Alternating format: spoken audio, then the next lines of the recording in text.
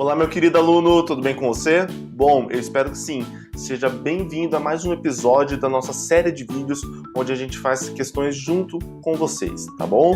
É bastante importante você fazer exercício na sua preparação.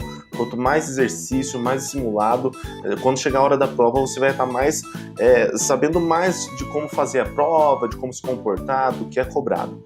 Então, tenha isso na sua mente. Sempre faça exercícios, tá legal? Sem mais delongas, nós vamos começar hoje sobre principais riscos do investidor, tá? Que nós vamos fazer aproximadamente 4 perguntas. Então, bora lá para fazer. E aqui nós temos nossa primeira pergunta. Qual dos investimentos abaixo não possui risco de crédito, tá? Lembrando que risco de crédito é o quê? É o risco do calote, é o risco do credor não receber o seu recurso, tá? Nós temos a primeira opção, ação, a segunda, debênture, a terceira, nota promissória e a quarta, CDB. Então vamos lá. Vamos começar de baixo para cima. CDB, Certificado de Depósito Bancário. O banco tem... há uma possibilidade do banco não pagar o seu credor, ou seja, uma pessoa investiu dinheiro nesse CDB e o banco vai lá dar um calote nessa pessoa? Sim, há essa possibilidade, tá? É uma possibilidade pouco provável, tá? Mas existe, de o banco não pagar, o banco vai lá e quebra. Então o CDB, ele tem sim um risco de crédito. Quando a gente chega em nota promissória, uma empresa ela emite uma nota promissória para um investidor e depois ela não cumpre essa nota. Ok? Existe também um risco de crédito. Debênture, mesma coisa. Uma empresa emite aquele debênture e não honra com aquele compromisso. Existe ali um risco de crédito. Quando a gente chega em ação, a gente tem que relembrar o conceito de ação. Então, só para falar um pouquinho de ação. Pensa num pacote de bolacha. Um pacote de bolacha recheada, aquela que toda criança gosta.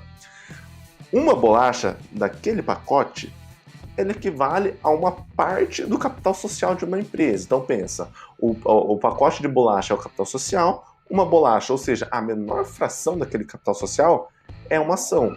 E uma ação, ela não é uma dívida que a empresa tem com um credor.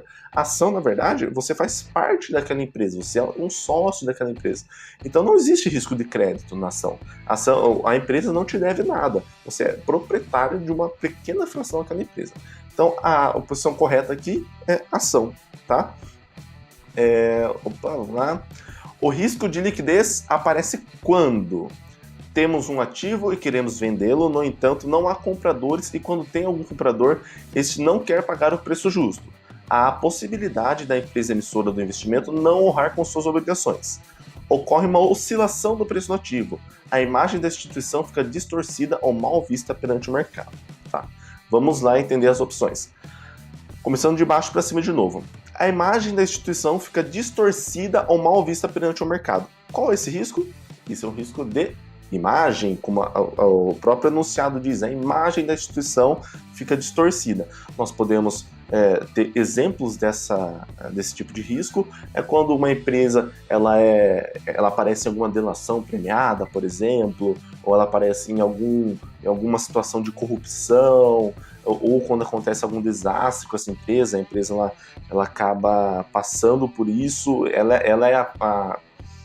acarreta que ocorra algum problema, tá? Ela participa de algum problema, alguma falcatrua. Então, esse é um risco de imagem, tá?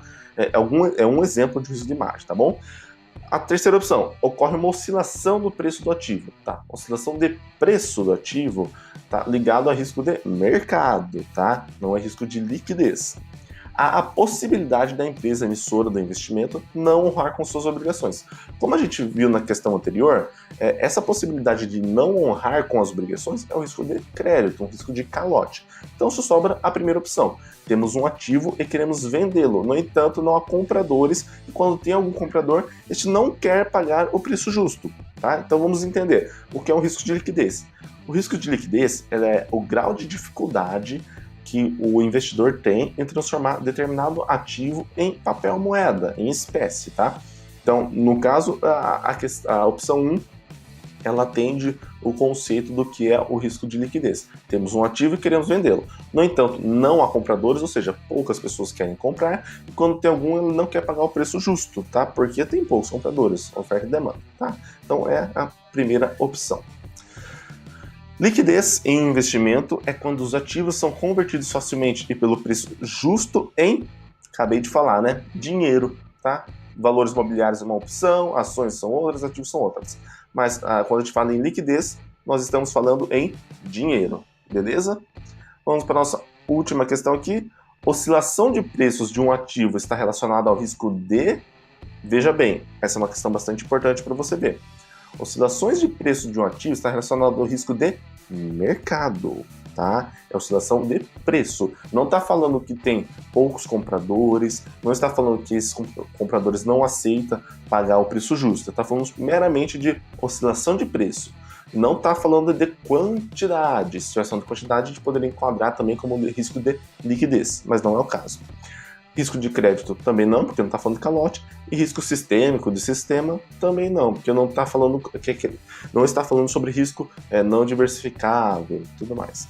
Então, gente, aqui é risco de mercado. Beleza? Pessoal, espero que tenha ficado claro cada uma dessas questões. Nós temos muito mais questões na nossa plataforma, tá? Essas foram as questões de somente uma aula. Nós temos também simulado. Eu espero que tenha ficado bastante claro.